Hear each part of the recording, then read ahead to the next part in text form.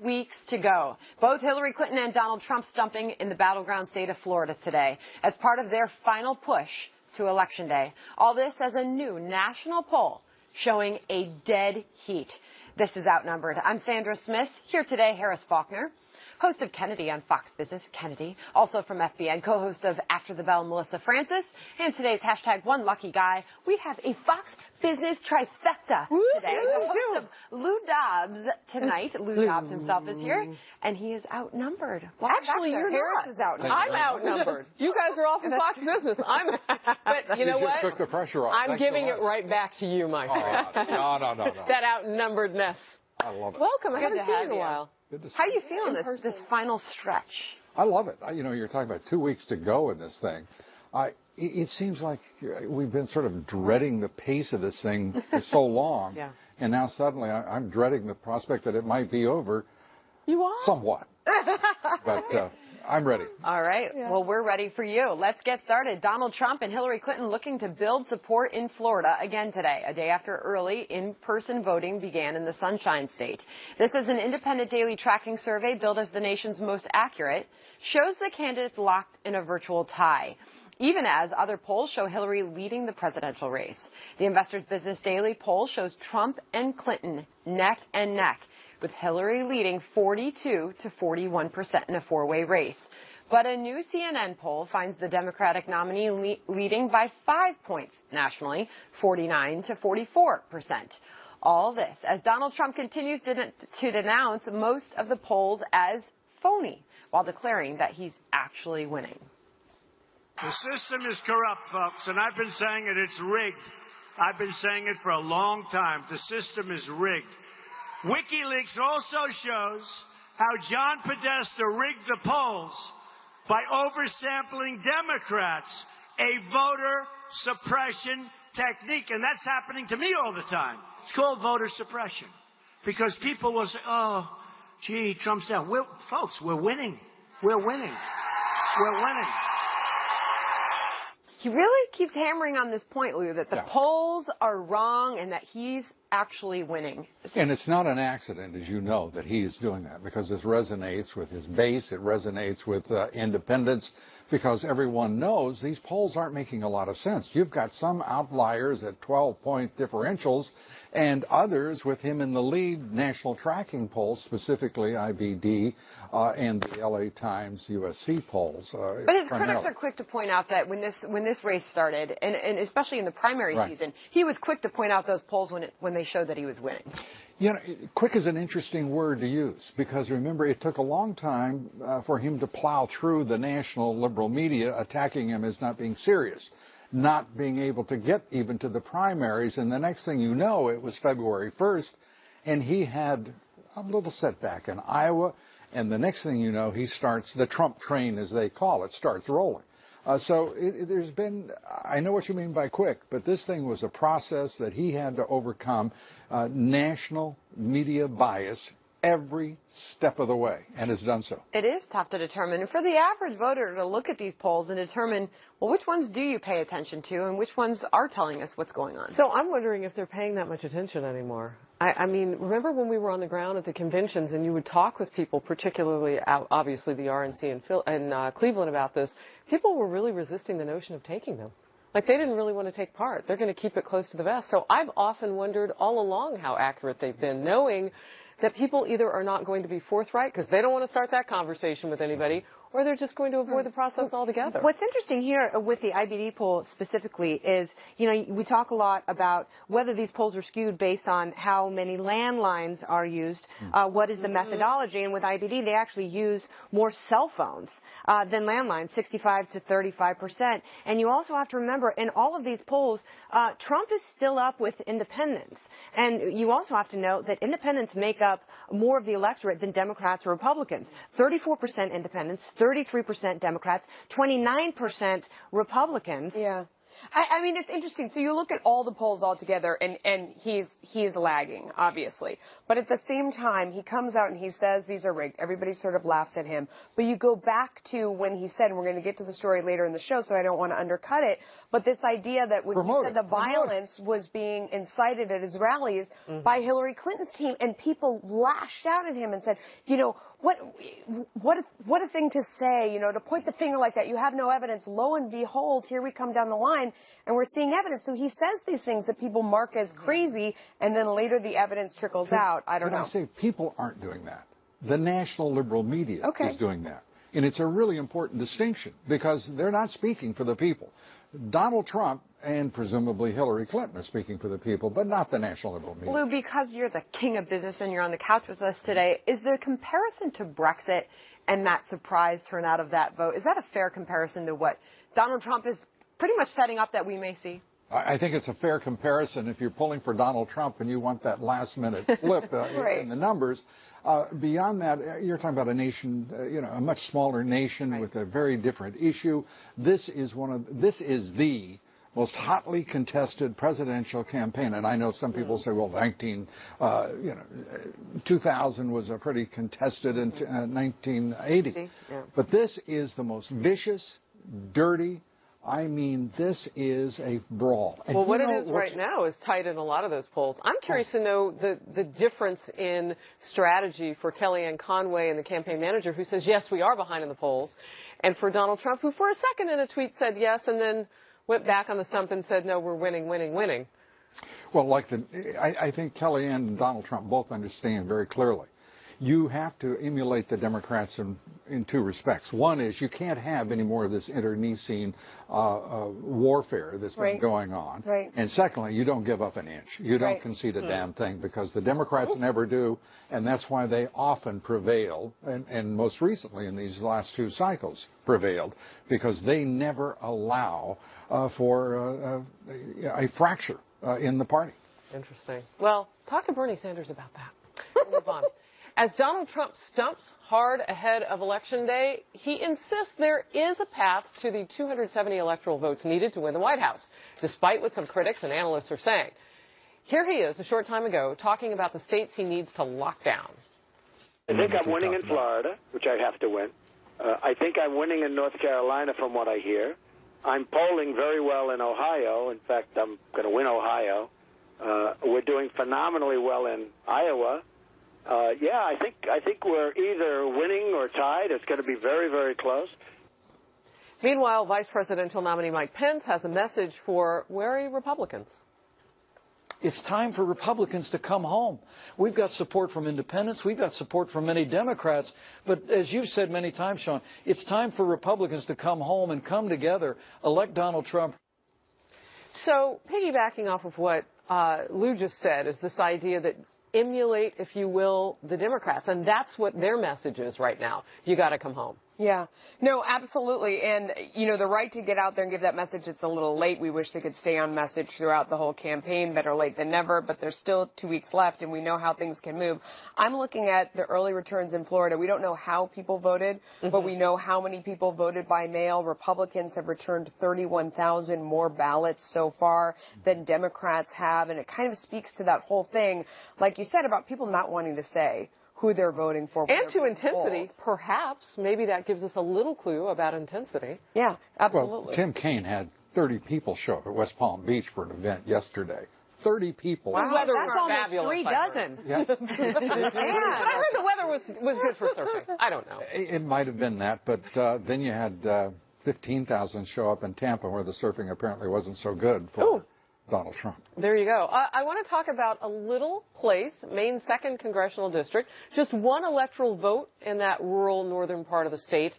And Trump and Clinton are going after it. And what that tells us, because it was leaning GOP, now it's a toss-up. How much does that matter? Well, I don't know. Explain the strategy here because, you know, the Democrats seem to be downplaying how well they're doing compared to the Trump campaign right now. Why are you seeing Donald Trump not saying, look, we do have a lot of ground to make up. We are not where we want to be. We heard that from Kellyanne Conway. I mean, wouldn't that help get voters out if they knew that, you know, the race is tight, but we're not where we need to be? I think that what you're saying is exactly correct. But There is so much anger. There is so much cold anger, as some wags have expressed it, within the Republican base. They don't have to say much. They're going to be out there. People were in a line, I mentioned in Tampa, for 12 hours. Yeah. And you're seeing this across the country. This isn't differentiated by anything other than the bluest of blue states.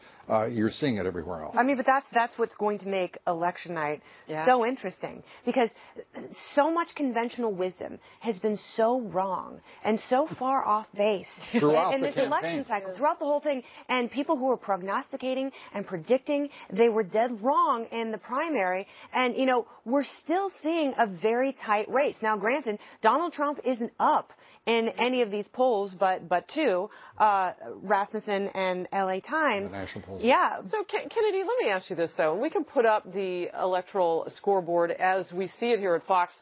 If, excuse me, this is the Trump campaign prediction map. Yeah. Forgive me there. All right, so we These want to make that results very just clear. And you see that Texas is obviously not in play on their map. But what I was going to say, and it is when you look kind of a trajectory process, our map shows that Texas and other places are not in play. So what is he seeing that's different on the ground? Because he has been on the ground, and he's getting, as Lou said, those huge rallies. So he's talking to people. No, he is. But, you know, again, what makes it interesting is states that have been traditionally Democrat or Republican are now either pink or the lightest of blue. And that means election night, they really could fall either way, because Texas and Georgia now very much in play where they weren't before. And, you know, what does that mean exactly? We don't know. And frankly, if I were in a state that had early voting, I wouldn't be voting 2 weeks out, because I still want to see what's going to happen if the Clinton campaign really has more surprises and more grovelets. And Giuliani is promising from the Trump campaign that they've got more surprises. I want to see how everything coalesces and falls into place. U.S. Supreme Court picks are what people tell me time and time again on both sides of the political aisle, which are irrespective of any sort of late October surprise or anything like that. And I'm fascinated by those low numbers of people who say that they haven't made up their mind yet, which is why they're willing to vote earlier. The low numbers or the high numbers? The lower numbers that we've been seeing recently. Yeah, I'm surprised there's anyone out there, though, at this point who isn't undecided. As I've said, I'm going as the undecided voter on Halloween because I'm not sure they really exist except on that night. There's so much out there. You got to know who you're voting for at this point, no? All right. We're going to move on. But we'll come back to all of that. Don't look sad, Lou. Disappointed is all. Don't be. We're going to talk more. Years after President Obama promised Americans our health care costs would go down. Oh, you're going to chew on that for us, Lou. The White House is announcing Obamacare premiums will soon skyrocket by double digits. So what is the impact 2 weeks out from Election Day? A lot of people picking their enrollments right now, right? This is the time of year. And outrage building after thousands of our nation's heroes are ordered to repay their enlistment bonuses. Sandra, this is one of the most clicked on things yesterday that we talked about. A decade after going to war, the government wants that money back. And there's a problem, though. What is it? How on earth did all this happen in the first place? And after the TV version of this wraps up, you can chat with us online and watch our live show called Outnumbered Overtime. OT, baby. Or you can watch it on our page, foxnews.com/outnumbered. Click on the Overtime tab, or Facebook Live. Our handle is OutnumberedFNC, and we're on our Twitter machines right now. So tweet, birdie, birdie during the commercial. See ya.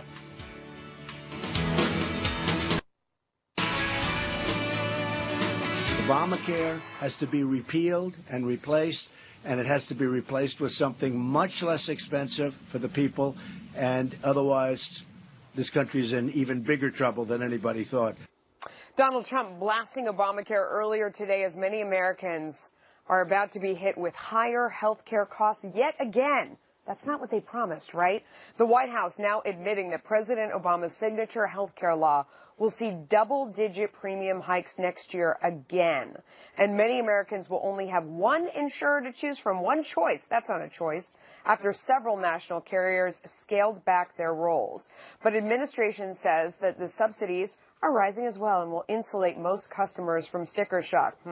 This news comes just 1 week before open enrollment and 2 weeks before Election Day. Lou Dobbs, this drives me nuts. Anyone who could do math knew this whole thing was a lie. I watched the video again this morning where the president said, your premiums, your family's premiums will drop by $2,500 a year, year after year.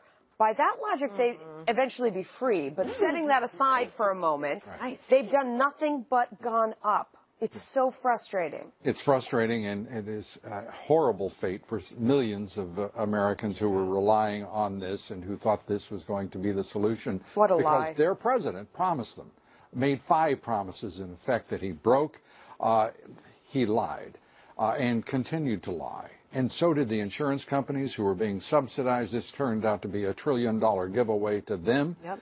And now they don't want to play. I understand. It's a disaster economically, financially. But the Congress of the United States, led by the Democrats at that time, who put this into law, the president should be held accountable. Every one of them were lying SOBs, and they knew it at the time. And MIT's boy genius, John Gruber, was worse. He was the avatar for all of this. Yep. And a special place in hell is reserved for him.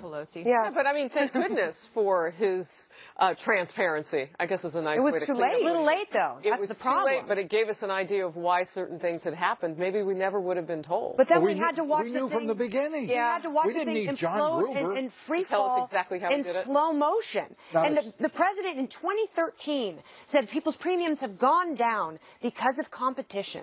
And he tried to say because of greater choice. Now the insurance market is better, and it's better for most Americans. But the interesting thing is, Democrats don't care if this fails, because what it does is pushes everyone toward a single-payer system, which is what they ultimately want. They say the fix now is more people on Medicaid and some sort of a tax credit, but that doesn't fix Obamacare. That is an admission of doctors failure. with Medicaid folding in Medicare for our aging population, too, because many of them, no.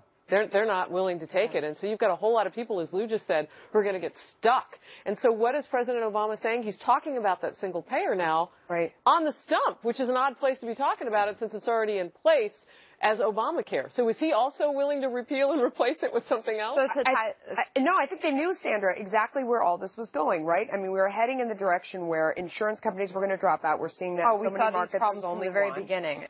There was a lot that pointed to this being as bad as it is today. And we all knew that. And we were the mathematics was not complicated. So I love Speaker Paul Ryan referencing the president, comparing this to the Samsung Galaxy Note 7. He actually compared Obamacare to the phone that's blowing up. He said, that's right, that's a good comparison. This disastrous law is blowing up, but at least you can return the phone. Is this the same Paul Ryan who is doing the president's bidding on federal spending and the omnibus bill? Oh, I'm sorry. I didn't Oh, no, he's such a policy wonk. He's so good at winnowing down the budget. Right, boy. Well, just remember that single-payer system that we're going towards, if you like the health coverage at the VA, that's where we're headed. Can you keep your doctor? Yeah, no. All right, no laughing matter. Hillary Clinton facing serious allegations over a duck. I wish I were kidding. Why an undercover video could land the Democratic nominee in real hot water with that duck. Plus, the growing universal outrage over veterans being told to pay back their enlistment bonuses a decade after going to war. The rare bipartisanship on Capitol Hill calling for a fix.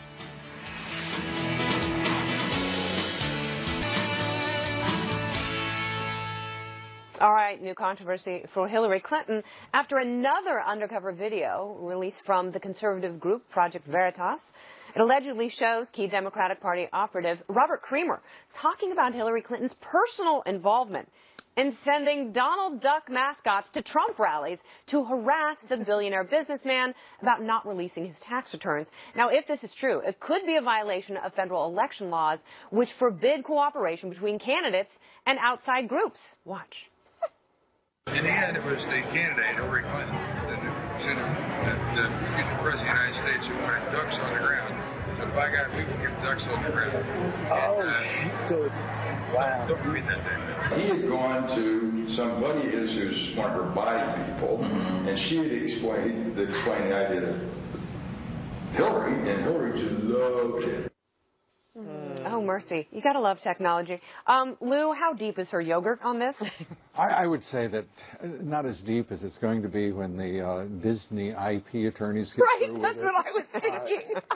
I mean, I know they don't pay attention to laws of any kind over at the Clinton cartel, but at some point Disney does tend to lose its sense of humor. I mean, you could probably break into their studios and have less legal action than if you appropriated one of their IP images. And this is, you know, certainly that in 70 years standing. All right, well, and especially if you pull in one of those images on a possible crime. I mean, if there was some sort of, not just crossover, but collusion between the candidate and outside groups, and now you've got the Donald Duck in the middle of it, I mean, that's legally messy. Kramer says it was her idea. That she was the one who wanted ducks on the ground. He gave her ducks on the ground, but it doesn't stick. Nothing sticks to her. And I think this is the same thing. People may go, we don't know if the duck muck won't get stuck to her is what we're, I mean, I cannot believe that we are having a conversation about a red-haired duck. I can't believe that they're saying, I mean, what would be the incentive of this guy on the tape to lie when he's like, Hillary thinks this is a great idea? Don't tell anybody. So He says don't tell anybody. that anyone would think this is a great idea. But again, I would say,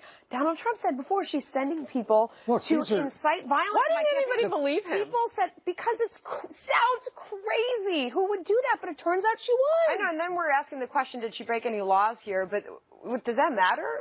I don't think that's what I'm saying. I don't think it matters at all. Then? Remember, you're talking about a bunch of lowlifes in those in that video who are going out disrupting Donald Trump rallies and leading to violence against police officers as well as rally supporters. So I mean, that seems a little, well, un-Donald Duckish. Yeah, I don't think Donald would do that. So if Disney, and I believe they're still the arm of, like, another network, an alphabet soup network, as I like to call them, what happens if they don't protest? Doth think you protest? Well, Donna Brazil already intervened. Is that? Yeah. They could Donna Brazil put an end to it once they intervened.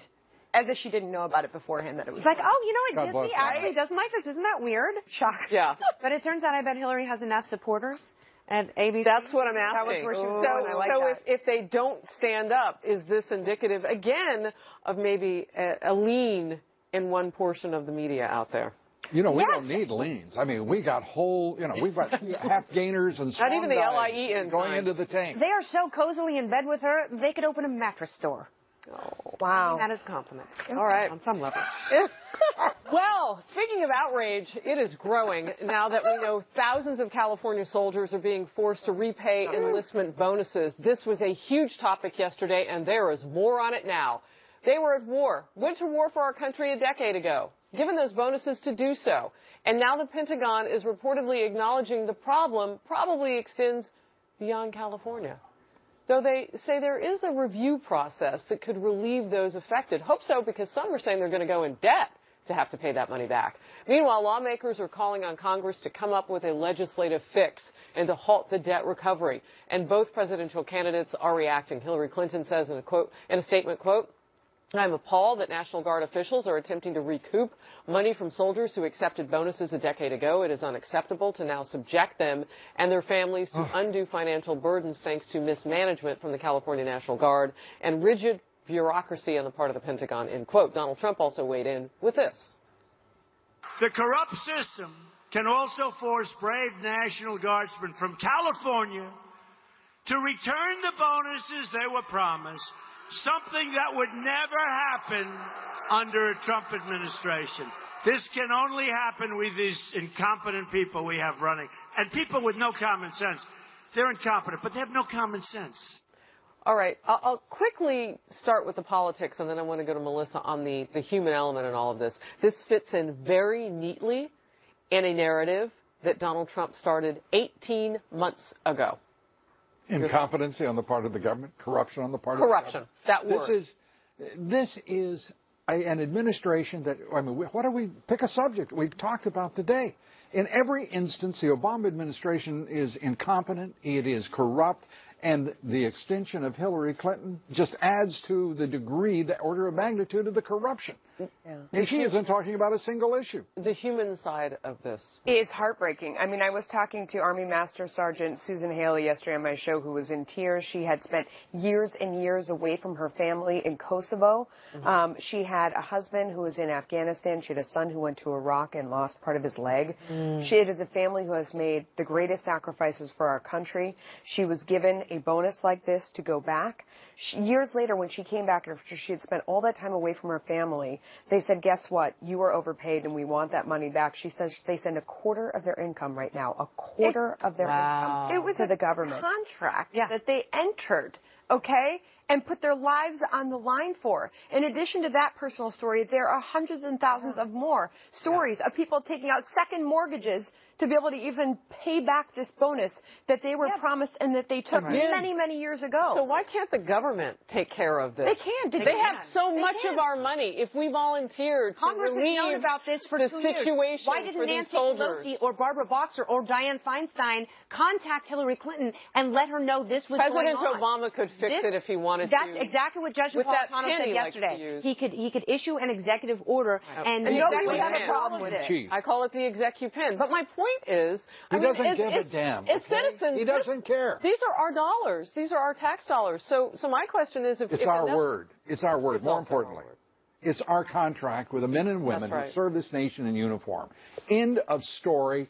Tell these damn fools to back off, the general staff that did this. There's a reason that we've been in a fight against radical Islam for 15 years. It's because of generals who think like this.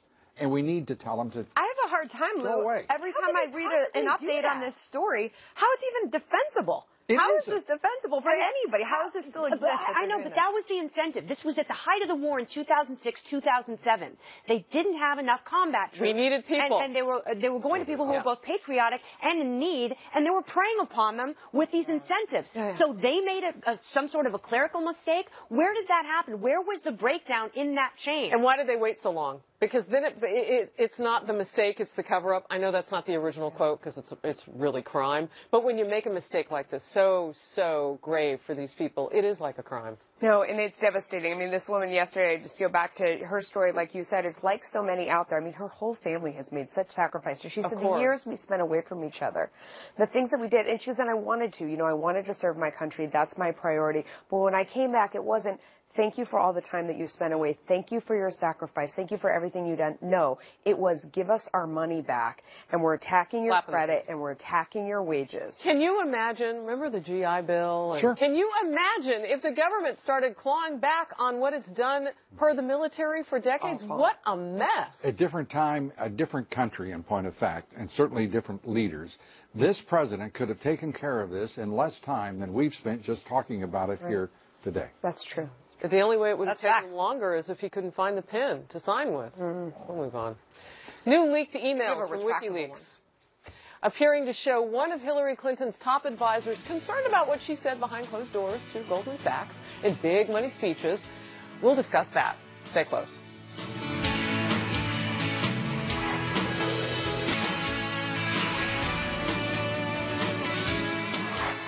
Leaked emails from Hillary Clinton's longtime advisors appearing to show concern over the impact of Clinton's paid speeches to Goldman Sachs. In particular, how Clinton apparently avoided placing blame for the 2008 recession on Wall Street. In a January 2016 email to Clinton insiders, Mandy Grunwald allegedly admits, quote, "It's pretty bad. She is critical to some extent of what led to the crash, but the more memorable stuff is totally accommodationist." She also says Clinton made tepid remarks about Obamacare and some naive-sounding comments about Russian President Vladimir Putin.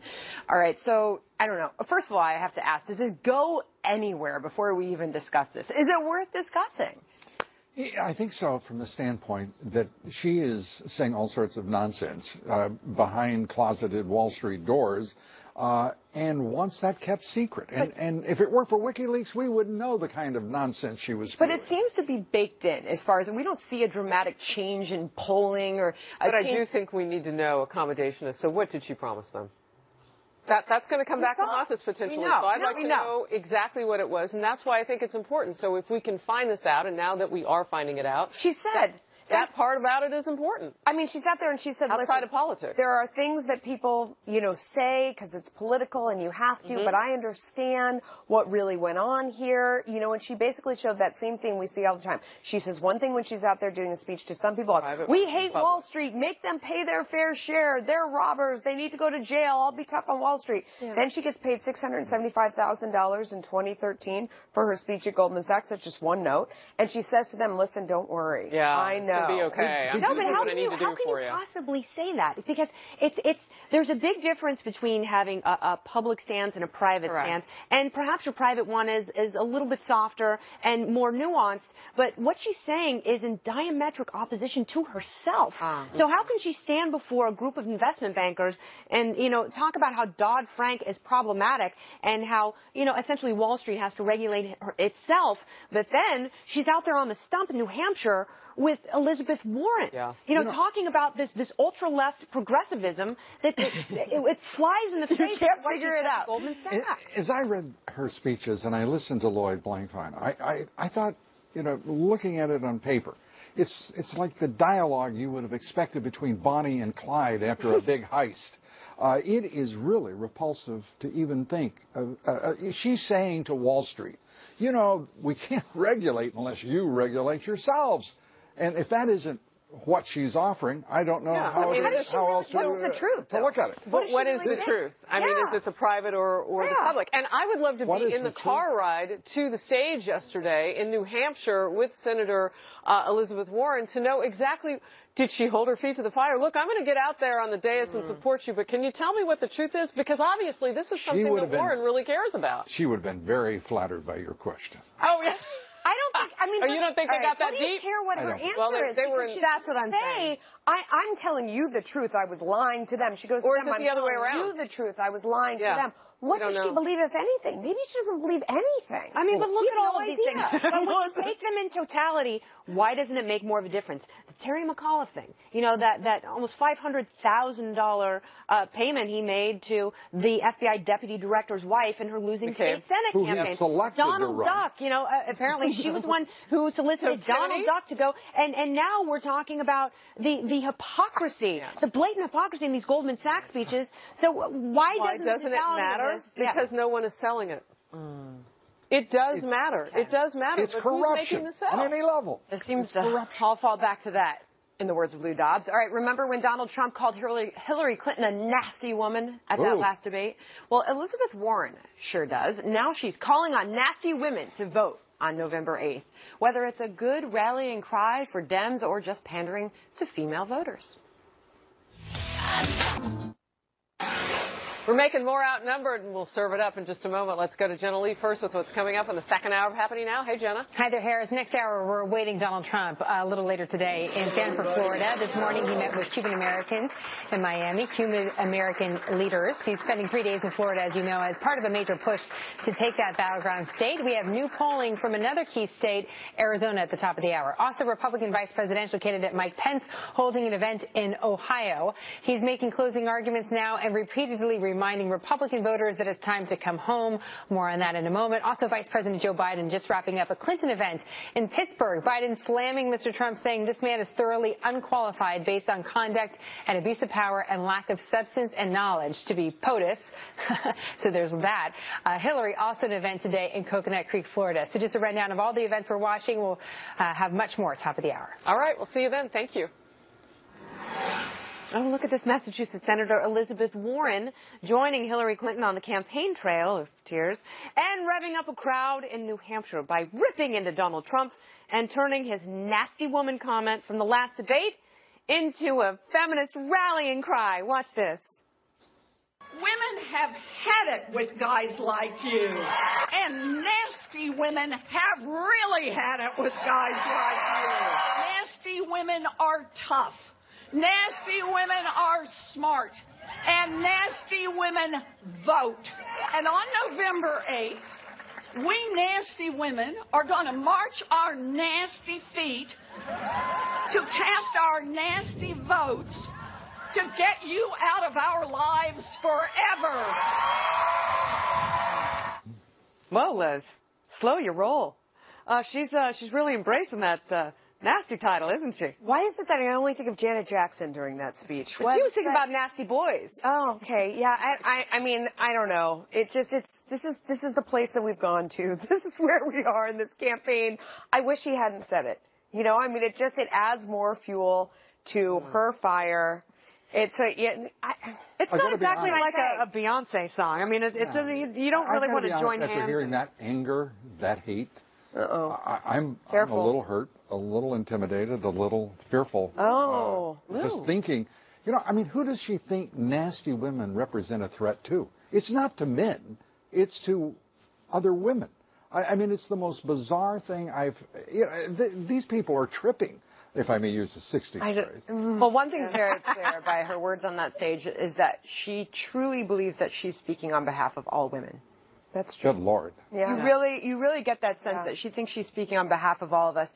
And then Hillary Clinton, while she didn't actually use the phrase nasty woman up on that stage, she did seem to enjoy it a bit, as you saw. And she said she gets under his skin like nobody, his thin skin like nobody else. Clearly, that's all they're trying to do here. And will it work? Hillary Clinton said it's probably bait for him to get back on Twitter and. No, I mean, and Elizabeth Warren's followers, they love that about her. They love that she's going after him with full force.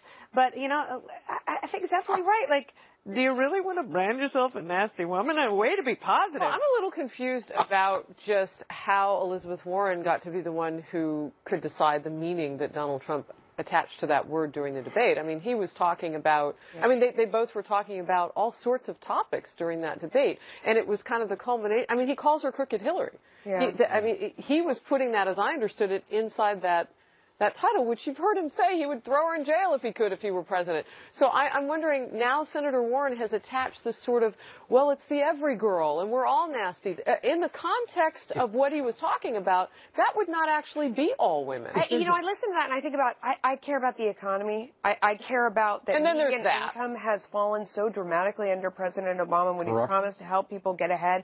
The gap between rich and poor has grown so dramatically because of the Federal Reserve's policy that's only jacked the stock market. I mean, economic growth in this country is so tepid.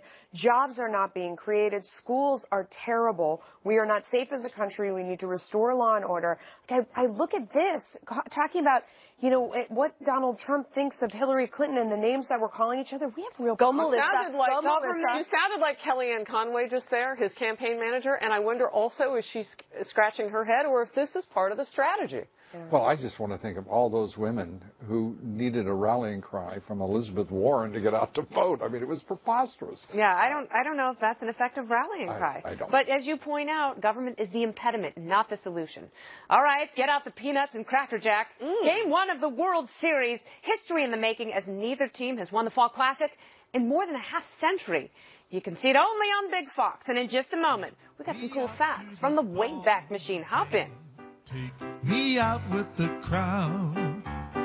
Buy me some peanuts and Cracker Jacks. I don't care if I never get it. doesn't exist, all right?